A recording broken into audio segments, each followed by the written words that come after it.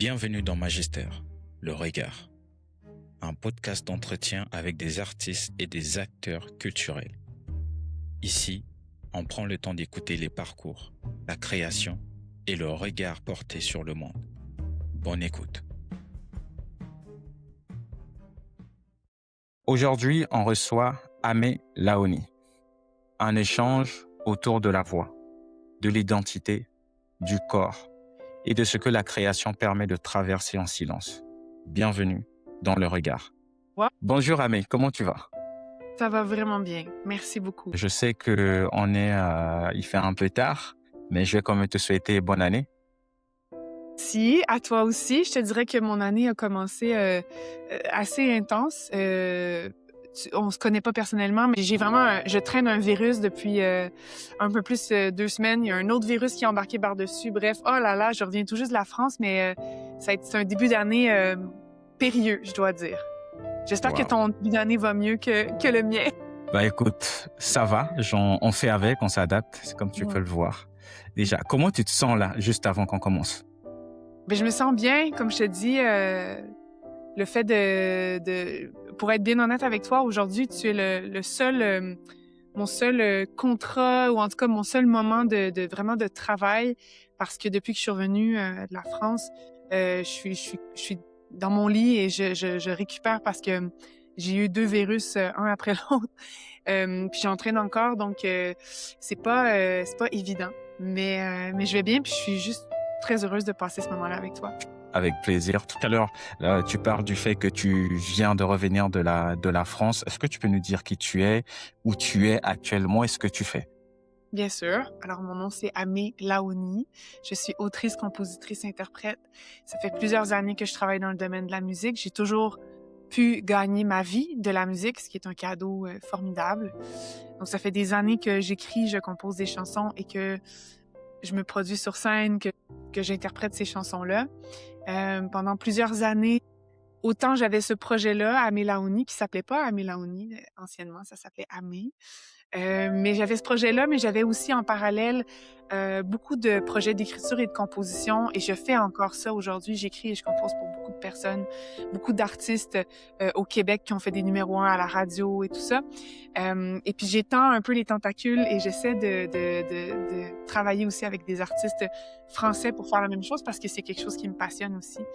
Et puis moi, avec mon projet Amé Laoni, c'est un projet qui est très lumineux, qui veut spreader la lumière, l'espoir, croire en quelque chose de plus grand que nous, mais au-delà de ça, croire en l'humain puis en la beauté de ce qu'il est capable de faire. D'accord, c'est super chouette tout ça.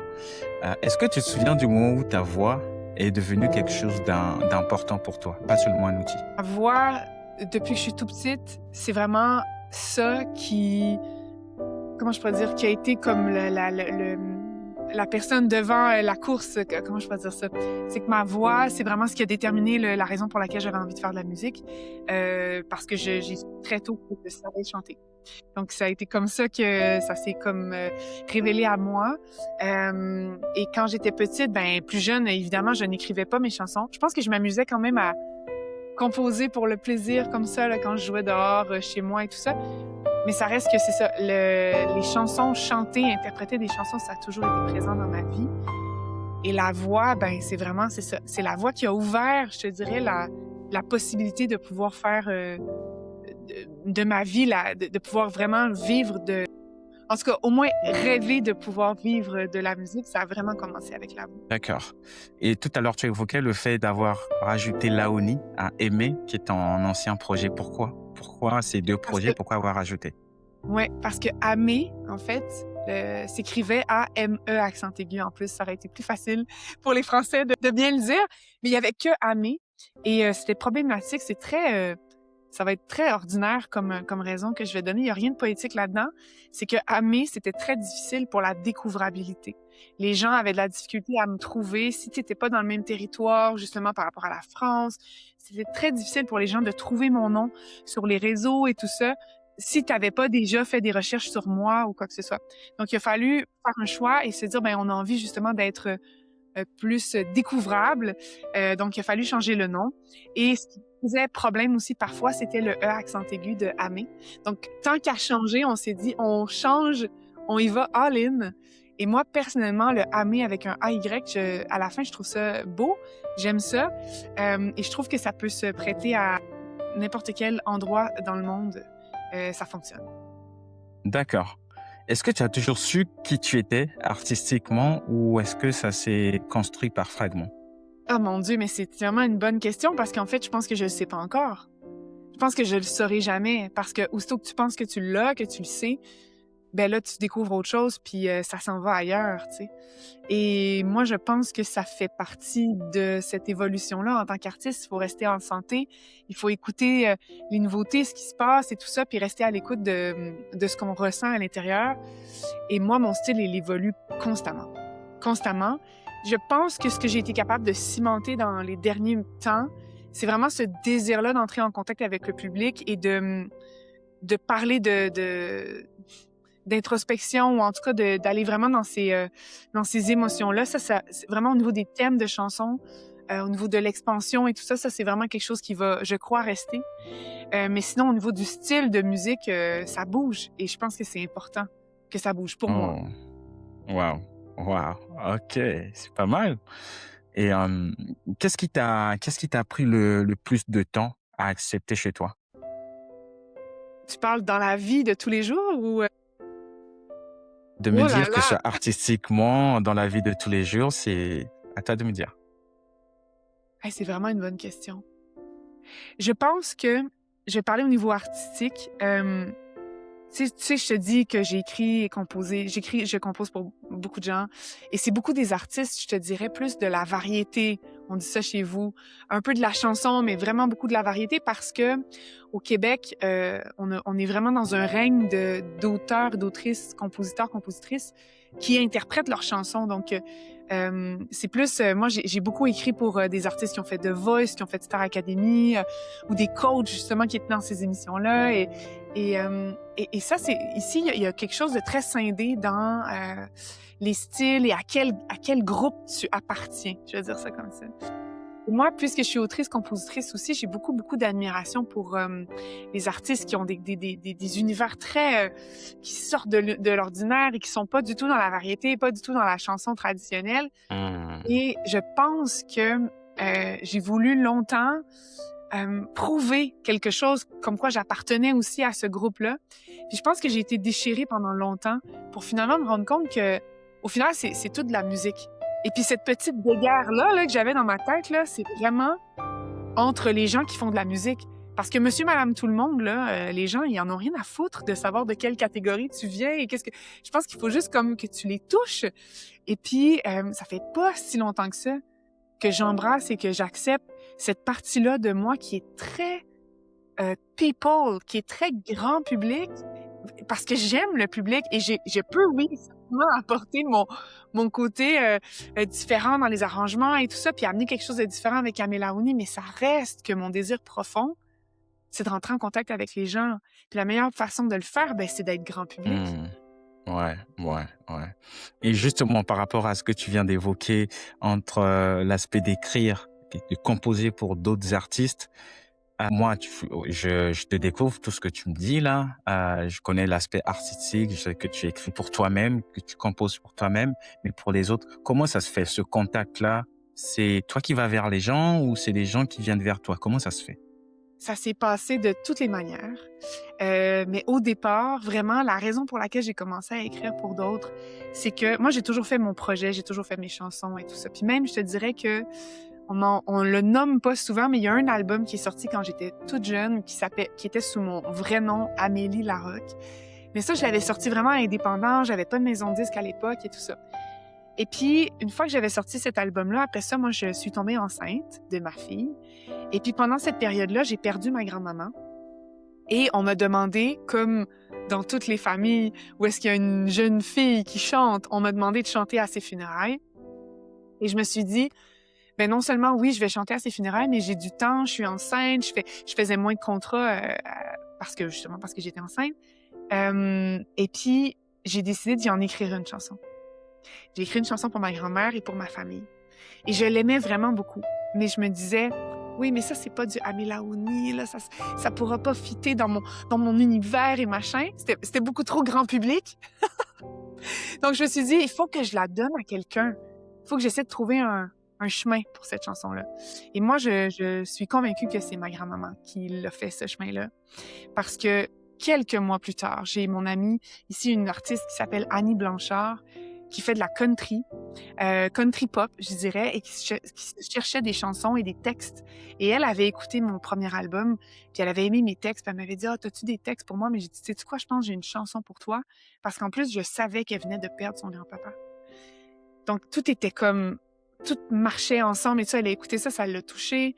Finalement, j'en ai écrit une deuxième parce que là, cet événement-là m'a dit « Hey, peut-être que ça peut être cool aussi d'écrire pour d'autres. » Puis d'essayer de proposer des chansons pour les autres. Donc, ça a commencé comme ça, avec mon amie Annie. Ensuite, j'en avais d'autres, des amis. Justement, j'avais un ami qui s'appelle Jérôme Couture, qui a fait la première année de The Voice ici, qui a été très, très, très populaire, vu que c'était la première année et tout ça. Et puis, quand il est sorti de là, j'ai dit, mon ami, j'aimerais ça peut-être essayer de te proposer des chansons. Donc, quand tu dis à ton ami, je vais essayer de t'écrire une chanson, ça n'engage absolument rien. Ton ami dit, ben oui, let's go! Donc, moi, je m'en vais de mon côté, je fais la petite chanson, machin. Et finalement, ça passe. Et non seulement ça passe, mais cet ami-là Jérôme me dit, écoute, en ce moment, on est en train de faire l'album, on a déjà toutes nos chansons. En fait, on a toutes nos musiques, mais ça prendrait des textes sur des musiques qui existent déjà. Donc, on a 4 chansons qu'on ne sait pas encore quoi faire avec ça. Il y a les mélodies déjà, mais il faut mettre des mots. Puis il me demande, il dit, est-ce que tu as déjà fait ça? Moi, je dis, oui, oui, oui. J'avais jamais fait ça. Et j'ai dit, oui, oui, j'ai fait ça. Ben oui, j'ai fait ça. Envoie-moi le matos. Et puis, je me suis essayée. Et puis, sur les 4, j'ai fait les 4. Ils ont passé, Ils ont été les 4 sur l'album. Et là, ça m'a amené le contact d'un grand de chez nous qui s'appelle Marc Dupré, qui était coach à The Voice, justement, qui était le coach de Jérôme. Et puis lui, il est devenu comme réalisateur de son album à Jérôme, vu que c'est lui qui avait été dans son équipe et tout ça. D'accord. Et là, fil en aiguille, tu comprends? Là, ça a été Marc Dupré avec lequel j'ai gagné on a fait une grande chanson ensemble. J'en suis très fière. On a gagné un Félix pour la chanson de l'année, un Félix qui s'apparente aux victoires de la musique. Wow. Comme si j'avais gagné une victoire de la musique pour chanson de l'année cette année-là. Donc, ça a été vraiment Félicitations au passage. Hein. Merci, mais et ça a été de fil en aiguille comme ça, boule de neige. Puis à un moment donné, les gens, ils t'appellent. C'est plus toi qui le fais. Mais je te dirais que même encore aujourd'hui, quand je pense à quelqu'un, quand je veux écrire une chanson pour quelqu'un, j'écris à la personne, puis je le fais. Donc, il y a comme ça vient dans les deux côtés. OK. C'est super intéressant. C'est super intéressant, en tout cas. Merci beaucoup pour ce partage et pour toutes ces anecdotes. C'est incroyable. Est-ce que tu as déjà eu l'impression de devoir t'adapter pour être entendu? C'est des grosses questions! Wow! C'est vraiment une question profonde. Je la trouve profonde parce que je me demande si c'est vraiment un sentiment que j'ai eu d'avoir à m'adapter. Plus le fait, tu sais, ce que je te parlais tout à l'heure de vouloir être donc spécial et être une artiste un peu weird ou pas weird, mais en tout cas, est-ce que c'est à ce moment-là que... OK, je vais te dire, ce qui se passe au Québec par rapport à ma musique et tout ça, j'ai beaucoup plus de rayonnement avec les chansons que j'écris pour les autres qu'avec mon projet Amelaouni. Même si Amelaouni va bien, puis j'ai fait des télés, j'ai fait des entrevues, il s'est passé plein de choses, des concerts et tout ça. Mais ça reste que ce qui shine le plus, ou en tout cas ce qui me donne le plus de succès dans les radios et tout ça, c'est beaucoup la collaboration avec les autres. Et je me suis pas adaptée justement à ce que les radios voulaient ou quoi que ce soit par rapport à Amelaouni. J'ai pas eu envie de faire ça. D'accord. Et là, depuis la France, je me rends compte que je peux justement ne pas m'adapter et trouver un public qui va vibrer davantage pour ma musique. Et c'est ça que je suis en train de faire en ce moment. Donc, je pense que je me suis pas vraiment adaptée. Il y a des moments où est-ce que tu n'as pas le choix, tu es un peu à l'écoute de ce qui se passe, mais je me suis pas, je peux pas dire que je me suis adaptée. Je suis à l'écoute de ce qui arrive, mais je suis pas dans l'adaptation. D'accord, OK. Quand tu chantes, est-ce que tu cherches à te protéger ou à t'exposer? À m'exposer. Pour le meilleur et pour le pire. Euh, Moi, quand je suis sur scène, c'est Amé Laouni, curseur à 12. C'est l'espoir, c'est la lumière, c'est le oui, c'est vous êtes beau, c'est ce qu'on est capable de faire tout le monde ensemble, comme quoi c'est merveilleux. Tu vois, mon album s'appelle Le cœur des oiseaux de cendre et c'est un album qui s'adresse aux phénix. Donc, les phénix, c'est des oiseaux qui se réinventent et qui passent à travers tous les cycles de la transformation. Et puis moi, tout de suite, quand je commence, je m'adresse à mon public en leur disant que pour moi, ils sont tous des phénix, puis que je les vois, puis que je les reconnais. Donc, je suis vraiment dans dans ce moment de vulnérabilité-là, d'ouverture. C'est très important pour moi de m'ouvrir à ce point parce que je me dis, wow, les gens, ils se sont déplacés, tu sais, pour venir voir quelque chose, pour venir expérimenter quelque chose. Et je pense qu'il faut pas oublier que j'avais cette conversation-là justement avec ma manageuse que j'ai trouvé très intéressant. On parlait de se faire applaudir. Puis ma manageuse, elle me disait, tu sais, quand les gens, ils t'applaudissent, c'est pas nécessairement toi qui applaudissent. Et je suis très d'accord. Je pense que les gens applaudissent à ce qui est en train de se créer, ce qui se crée. C'est pas juste sur le stage que ça se crée, c'est partout, c'est dans la salle, c'est vraiment un moment qui se crée unique. Et il faut avoir de l'humilité par rapport à ça et il faut se prêter au jeu. Donc moi, je suis pas dans la réserve. Vraiment pas. Au contraire. D'accord. Ok, bah, c'est plutôt une bonne chose. En plus, big up à ta manageuse. Big up, Oui. franchement. Mais non, Super mais c'est cool. bien. Non, mais j'ai trouvé ça tellement cool qu'elle dise ça, qu'elle dise c'est pas... Puis j'étais tellement d'accord, puis c'était pas par rapport à moi qu'elle me disait ça. C'était pas le sentiment qu'elle avait que j'avais. On discutait de ça par rapport au concert, puis ça faisait résonner quelque chose de vrai que je sentais moi aussi à l'intérieur de moi. D'accord. Ok. Y a-t-il des émotions que tu n'oses exprimer qu'à travers la voix? C'est une bonne question. Peut-être... Ben peut-être justement cette foi-là. J'ai eu cette discussion-là justement dernièrement avec une autre journaliste, comme quoi je ne me donne pas le droit de ne pas croire. Et là, j'entends justement que tu es peut-être papa, je sais pas, mais j'entends des enfants. Ah Moi oui, aussi, oui. Je suis maman. Ma fille, elle a 13 ans. Et puis, je ne me donne pas le droit de ne pas croire pour son avenir. Mais je trouve que dans les discussions de tous les jours et tout ça, quand tu es avec des amis ou avec ta famille et tout ça, des fois, c'est difficile de garder cette ligne directrice-là. De dire, moi, j'ai envie de croire. Puis même moi-même, avec moi, des fois, je panique parce que Donald Trump, parce que la guerre, parce que, tu comprends? Parce que l'environnement, parce que je trouve ça très difficile.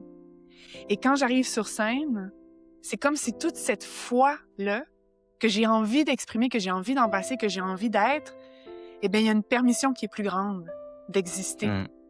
Et tu sais, quand je te disais qu'on fait pas un show pour soi-même, se faire applaudir et tout ça, il y a aussi ça. C'est comme si, pour moi, c'est un mandat, quand je suis sur scène, de faire miroiter cette foi-là pour qu'elle puisse s'allumer dans le cœur des gens qui m'écoutent, qui me regardent, tu sais, pour qu'on puisse le vivre tout ensemble. Fait que ouais, je pense que cette émotion-là, il y a une permission plus grande quand je suis sur scène. Est-ce que ta voix dit parfois l'inverse de ce que tu montres? Est-ce que ma voix dit l'inverse de ce que je montre? Ben, elle dit pas pendant longtemps. Parce que je peux pas me mentir. Je peux pas me mentir, tu sais, juste le 2 semaines qu'on est allé passer en France, je suis tombée malade. On avait mis des rendez-vous, là, tac, tac, tac, tac, tu sais, pour être sûr là, de maximiser notre moment et tout ça. Puis on dirait qu'à l'intérieur, je sentais que ça allait peut-être être difficile. Et puis ça l'a été, donc rendu là, je pense pas, non. Je pense pas que ça, à ce niveau-là, c'est que je pense que quand t'es un chanteur, une chanteuse, t'as tellement travaillé cette voix-là. En tout cas, pour ma part, c'est rare que je dis quelque chose avec la voix qui est faux. Ça dure pas. Ça peut pas durer. En plus, pendant ton passage, je crois, à Nantes, si je ne me trompe pas, ouais, c'est ce que ton équipe m'avait fait savoir. On a failli se voir. Mais bon, c'est pas grave. Oui, Partie de remise. Nantes. Oui. Ah, trop cool. Mais tu vois, c'est probablement là que j'ai pris tous les beaux virus parce qu'il y avait tellement de beau monde. « Oh, salut! On se fait des câlins, machin. On marche sous la pluie, on court sous la pluie. » Ça m'a complètement... ouais, c'est comme ça. Quel rapport tu entretiens avec ton corps quand tu crées ou que tu performes? C'est beau, ça. Moi, je suis une yogi. Donc, je fais du yoga très souvent. De la méditation aussi. Pour moi, je considère quand même que ça fait partie de... Ben, c'est le corps, l'esprit, mais quand même, la méditation, pour moi, ça me fait du bien au corps aussi. Donc, mon rapport au corps est très important. Il est vital dans mon... Ça serait très bizarre que Amé Laouni boive et fume et mange de la merde tout le temps. Il y aurait comme une... Ça serait bizarre. Il y aurait quelque chose qui fonctionnerait pas. Mais de toute manière, au-delà de Amé Laouni, moi, en tant que personne, j'ai vraiment besoin de bien m'alimenter. C'est super important pour moi. C'est important pour moi de faire du yoga pour être forte, pour être équilibrée, pour être flexible, et puis de faire mon yoga, ma méditation pour rallier tout ça ensemble. Et sans ça, je ne pense pas que je pourrais faire autant de grandes choses que je fais en ce moment. Puis quand je dis de grandes choses, là, j'ai l'air de me lancer des fleurs, mais c'est pas ça. Je te parle de faire des C'est grands important, projets. il faut. Ben oui, non, mais ce que je veux dire, c'est que je fais des grands projets, c'est beau. J'ai une super belle chance, tu vois. Dans 2 semaines, je reprends l'avion, je m'en vais en Alberta avec mon chéri. On s'en va animer un camp d'écriture de chansons pour des artistes qui débutent ou en tout cas pour des artistes émergents. Donc, on s'en va les aider à créer des chansons, une journée, une chanson, machin, tout ça. C'est super trippant, tu sais. Il y a plein de choses que je fais dans mon métier qui est magnifique.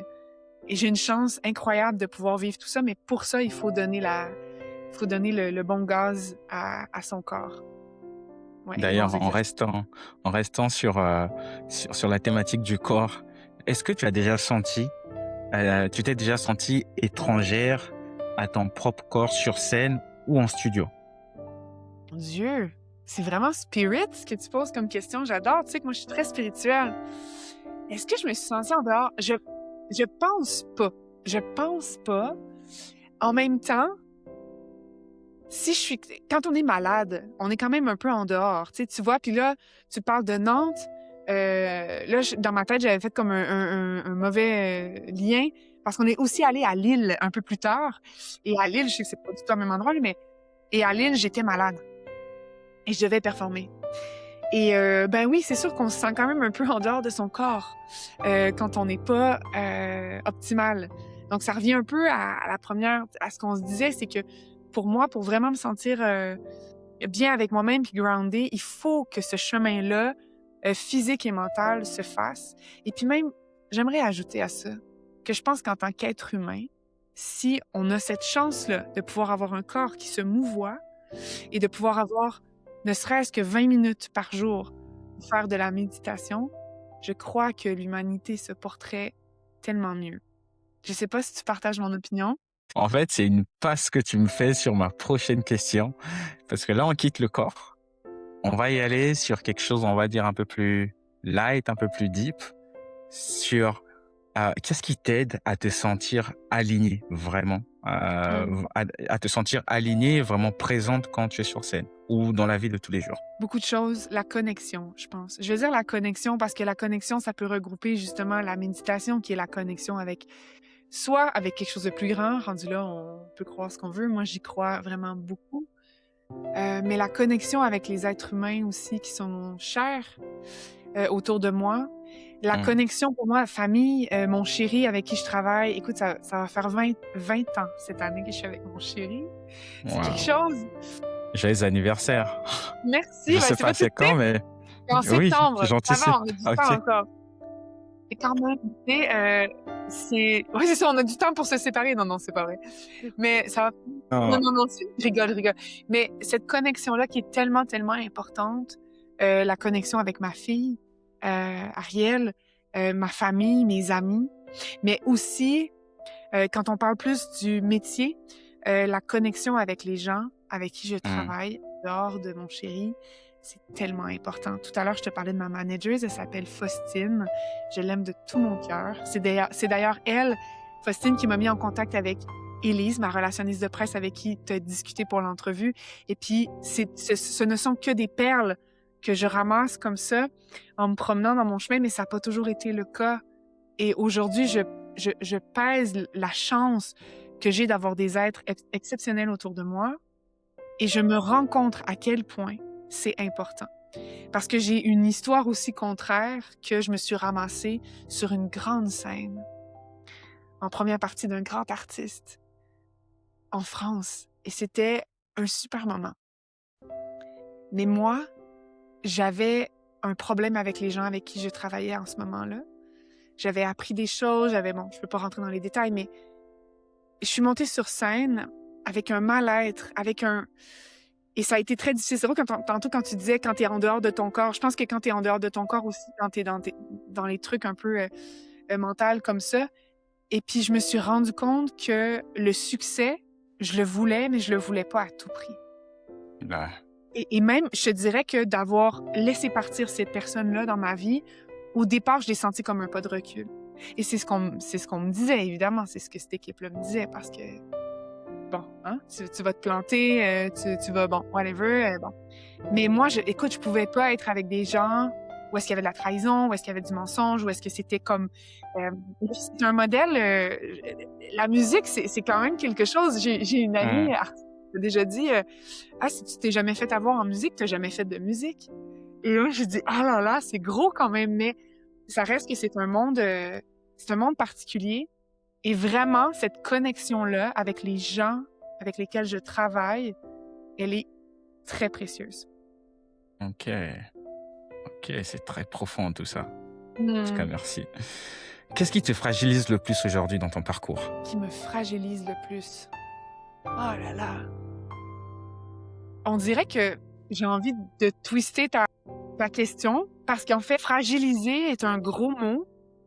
Beaucoup de choses m'ont fait grandir. Et puis, je sais pas si vraiment il y a des choses qui m'ont fragilisée. Dans le sens que je me sens plutôt plus forte ou plus alignée ou plus en contact, mais pas dans le côté fragile. Tu sais, l'histoire que je viens de te raconter, sincèrement, quand ça s'est passé, j'étais hyper fragilisée. En ce moment, je suis malade, donc oui, je suis fragilisée, mais je sais que tout ça, ce sont des apprentissages et ça fait en sorte que je fais des meilleurs choix par la suite. Donc, je peux pas dire que ça m'a fragilisée. Je peux dire que il y a beaucoup de choses qui m'ont... Moi, souvent, je dis, dans ce milieu-là, c'est comment tu fais pour remonter. En fait, c'est le muscle de te relever. C'est toujours ça que tu travailles. C'est toujours ça que tu travailles. Puis à un moment donné, ça devient plus une corvée. Ça devient juste comme apprendre à danser avec ce qui se passe dans ta vie. Je pense vraiment aussi que où tu mets de la résistance, c'est là que ça prend de l'expansion. Donc, si tu lâches, puis tu fais juste confiance que OK, c'est pas ce que tu voulais comme résultat. OK, c'est pas ça que tu voulais qu'il arrive, mais que tu embrasses plutôt que d'avoir une résistance, ben plus vite tu te remets sur pied et plus vite tu peux comprendre c'était quoi le message derrière cette épreuve-là, au final. OK. Et est-ce que tu arrives à faire la différence entre le doute sain et celui qui abîme? Oh là là! Mais t'es un poète, toi! Tu devrais écrire des livres, je sais pas! Wow! Merci. Vraiment, c'est beau. Ça me fascine. Ben, des fois, oui, des fois, non. Et c'est là la force d'être deux. Parce que Amé Laoni, c'est vraiment mon chéri Étienne Chagnon et moi. On est deux dans ce projet-là depuis toutes ces années, à travers les transformations, à travers le changement de nom, à travers le changement de... à travers les équipes et tout ça. On est deux. Et puis, il y a pour certaines personnes que c'était super qu'on soit deux. Il y en a pour d'autres, quand je te parlais des gens dans notre entourage, il y a des gens qui nous ont fait douter aussi de cette force-là à deux. Parce que quand un ne voit pas les choses, l'autre le voit et vice-versa. Et puis quand j'ai commencé justement à travailler avec Faustine, je lui ai dit merci de voir d'accepter qu'on soit deux dans ce projet-là, parce que je sais que ça peut être pas évident, parce que bon, Amé Laoni, elle vient en paquet de deux et tout ça. Elle m'a regardée et elle m'a dit « Mais attends, Amé, c'est la force de ton projet. C'est la force du projet que vous soyez deux comme ça. » Donc, je pense que pour venir à ta question par rapport au doute, c'est avec Étienne que je vais aller valider ces choses-là, que je vais aller discuter de ces choses-là. Et lui aussi, même chose de son côté. Et je pense que ça nous aide beaucoup à tempérer. Aussi des amis proches avec qui je peux discuter. Faustine, des gens comme... Vraiment, ça m'aide à prendre la hauteur. Puis comme je te dis, c'est qu'il y a beaucoup de gens autour de moi qui sont spirituels. Énormément. Pour moi, c'est important. Puis je pense que plus je vibre cette spiritualité-là, plus j'attire des gens qui sont comme ça. Donc, ça m'aide c'est ça, à être moins dans le doute sain, à être plus dans le doute sain, en fait, et moins dans le doute qui détruit. D'accord. OK. À quoi ressemblent les moments où tu n'as plus, par exemple, envie de créer? Ça ressemble à quoi? Ça ressemble à des moments de silence, certainement, des moments qui sont importants, des moments que je viens de passer, justement. C'est sûr qu'on préfère ne pas les passer malade dans son lit. C'est pas très intéressant, puis je trouve ça moins enrichissant. Mais sinon, moi, je suis très, très proche de la nature. Donc, j'aime beaucoup, beaucoup me retrouver seule dans la nature. Ça, pour moi, c'est ultra important. Ça ressemble à des moments où est-ce que je cuisine. J'adore cuisiner. Et en fait, ça, ces moments-là, j'ai fait à tous les jours parce que pour moi, ça fait partie de la vie.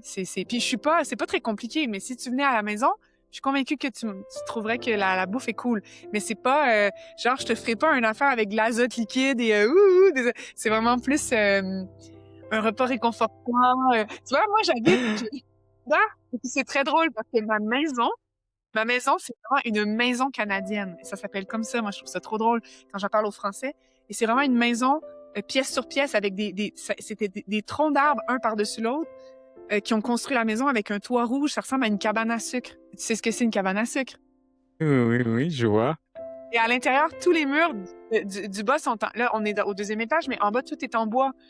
Donc, il y a vraiment ce petit côté-là très... Et quand j'ai trouvé cette maison-là, quand on a trouvé cette maison-là, qui est dans mon village natal, en plus, parce que je voulais revenir dans mon village natal, ça a été un coup de cœur et la première chose que je me suis dit, c'est ah oui, quand tu vas revenir de tes concerts, quand tu vas revenir tu vas venir te déposer ici.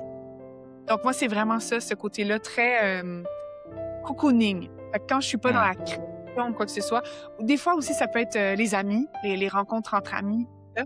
Mais un côté très... moi, j'ai les deux. J'ai le côté très expansion, création, je veux chanter, machin, nanana. Et j'ai le côté où, OK, je ferme la porte et là, je suis dans ma petite grotte et je récupère. Waouh, c'est incroyable.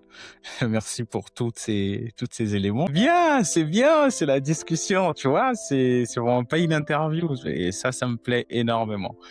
Y a-t-il une part de toi que tu n'as encore jamais réussi à exprimer, ni par la musique ou dans la vie de Wow! tous les jours ou par les mots? C'est tellement intense comme question. Sûrement, en fait. Certainement. Mais je pense que je la connais pas encore. Je pense que je vais la découvrir avec le temps, à force de méditer, à force de connexion, à force d'avancer sur ce chemin, sur ce beau chemin. Mais non, je pense que je la connais pas encore, cette partie-là de moi. Je pense que c'est tu vois, le volume à 12 de Amé Laouni que je te parlais tout à l'heure, je pense que c'est le volume à 30, là, tu sais. Il y a comme, encore, je crois, cette permission-là d'être dans ce cœur ouvert-là. Parce qu'on est tellement dans une ère où est-ce que les gens sont tristes. Et avec raison. Mais à la hauteur qu'il y a des mauvaises nouvelles dans le monde, il y a des bonnes nouvelles. Et puis, c'est pas de se mettre la tête dans le sable puis de faire comme si ça n'existait pas. Mais si on mettait autant d'emphase, au moins juste autant d'emphase sur ce qui va bien, t'imagines comment qu'on peut... Je pense qu'en tant qu'être humain, on se rend pas compte à quel point on peut renverser beaucoup de choses. On a beaucoup de pouvoir entre nos mains.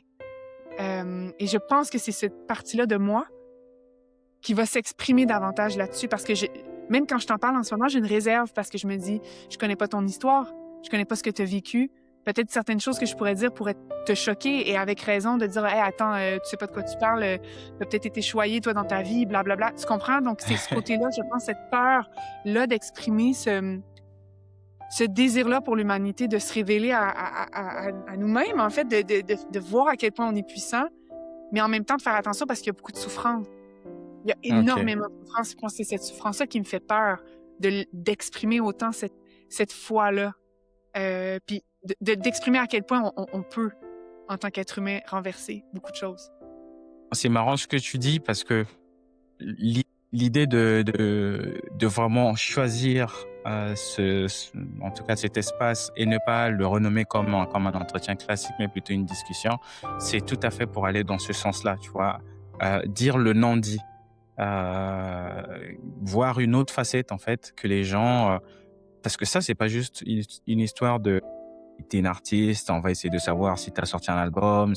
Non, c'est te connecte-toi en fait. Ce que tu as vécu, ce que tu vis, ce que tu aimerais dire mais que tu n'as jamais eu la place de dire. Bon, là, je te spoil un peu ma prochaine question. Mais c'est ça, en fait. C'est ça qui est important. C'est pas partir sur, OK, c'est vrai, tu connais pas mon histoire et moi la même, de même.